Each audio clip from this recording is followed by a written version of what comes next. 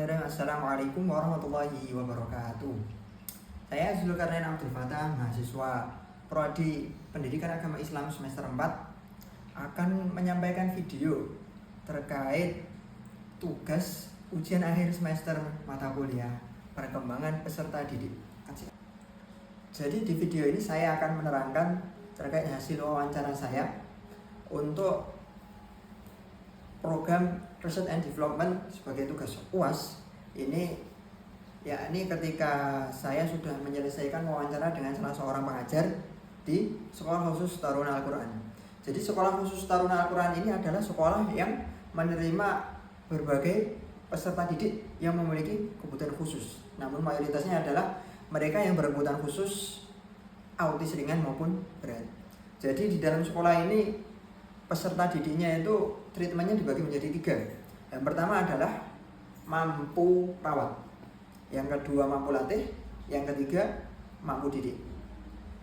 Kategori yang pertama yakni mampu rawat. Mampu rawat adalah mereka para siswa yang memiliki kebutuhan khusus ganda.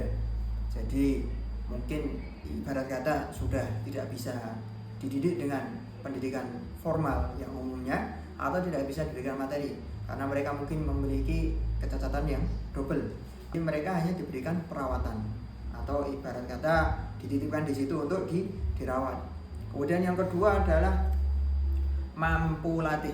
Mampu latih adalah para anak berkebutuhan khusus yang tidak bisa mengikuti materi yang ada atau tidak bisa menangkap pelajaran, namun bisa dibiasakan, dilatih untuk melakukan pembiasaan sebagaimana anak pada umumnya. Seperti mereka yang awalnya tidak bisa buang air sendiri, mereka tidak bisa mengancing baju sendiri, mereka tidak bisa menyapu, dilatih supaya bisa melakukan pekerjaan-pekerjaan umumnya anak yang normal, atau bisa menyapu sendiri atau bahkan bisa mengepel sendiri. Nah, itu untuk mampu latih. Kemudian yang paling tinggi adalah mampu didik. Anak yang memiliki kemampuan untuk belajar, namun mereka memiliki kebutuhan khusus berupa autis, yakni tidak bisa diam, mereka anaknya hiperaktif, mereka tetap diberikan materi pelajaran sesuai porsi mereka. Jadi ini adalah 3 treatment yang dilakukan di Sekolah Khusus Taruna Al-Quran. Program unggulan yang ditonjolkan di sekolah ini adalah adanya program tahfidz atau ruqyah Al-Quran. Jadi pada setiap jam masuknya, pada setiap hari masuknya, yakni Senin sampai Jumat, sebelum memasuki pelajaran pasti diadakan namanya ruqyah Al-Quran. Jadi setelah sholat duha berjamaah pada pukul 8, mungkin dalam rentang waktu 15 sampai 30 menit. Jadi semua staf, semua pengajar dan seluruh peserta didik yang ada di Sekolah Khusus Taruna Al-Quran ini duduk bersama untuk mendengarkan atau membacakan ayat suci Al-Quran. Jadi hasil dari program ini adalah beberapa anak, bahkan banyak anak yang mereka memiliki kebutuhan khusus ini bisa melafalkan ayat-ayat Al-Quran, dan bahkan mereka ada yang sudah hafal sampai lebih dari 1 juz. Namun berdasarkan wawancara saya kemarin dengan salah satu pengajar, program ini juga memiliki kendala. Jadi salah seorang pengajar di sana mengatakan bahwasanya kendala dari program ini adalah anak kebutuhan khusus ini mereka membutuhkan yang namanya pembiasaan.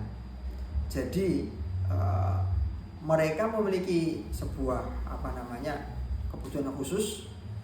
Untuk belajar ini mereka tidak bisa hanya sekedar pengulangan materi di kelas kemudian besoknya lagi udah hafal. Jadi mereka itu dibutuhkan yang namanya pengulangan berkali-kali, bahkan bertahun-tahun untuk melakukan sebuah kebiasaan. Yang mana ketika kebiasaan itu ditinggalkan barang sejenak, mungkin seminggu atau 2 minggu liburan, maka kebiasaan itu harus diulang dari awal lagi. Kalau teman saya ini yang menjadi salah satu pengajar di sana itu mengatakan sekedar kamar mandi itu dipindah, maka kebiasaan yang sudah dibangun anak itu ketika tahu kamar mandinya itu terletak di mungkin samping kelas, ketika dipindah ke lokal yang lain, maka dia tidak akan bisa ke kamar mandi dengan sendirinya sebagaimana biasanya, karena tempat yang biasanya dipakai untuk ke kamar mandi itu sudah berpindah. apalagi sebuah materi yang sudah dibiasakan namun ditinggalkan selama sampai seminggu 2 minggu.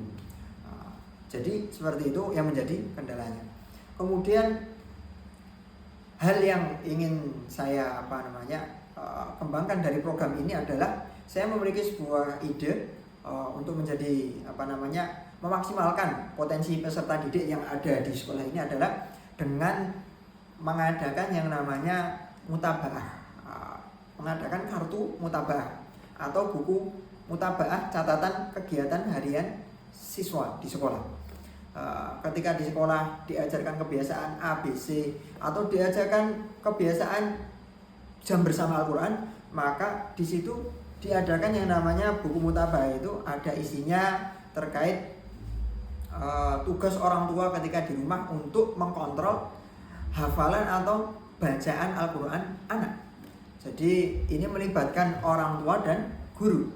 Barangkali kalau liburnya lebih dari seminggu, saya memberikan masukan untuk setiap guru pengampu menyempatkan diri untuk datang ke rumah, melakukan kebiasaan yang sudah dibangun di sekolah supaya tidak hilang. Jadi dari program ini adalah supaya menjaga kebiasaan yang sudah dibangun agar tidak hilang setelah diajarkan di sekolah meskipun liburnya panjang.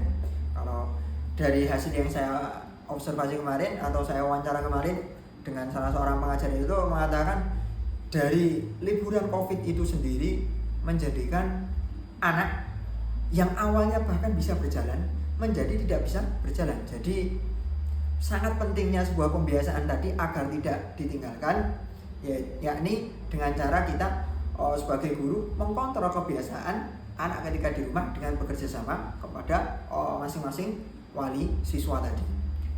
Tentunya hal ini memerlukan energi ekstra bagi para pengajarnya untuk senantiasa mengkontrol, mengingatkan orang tua agar tertib mengisi mutabaah tadi, dan bahkan harus bereffort untuk datang barangkali liburannya lebih dari seminggu untuk menjaga kebiasaan anak yang sudah diajarkan di sekolah.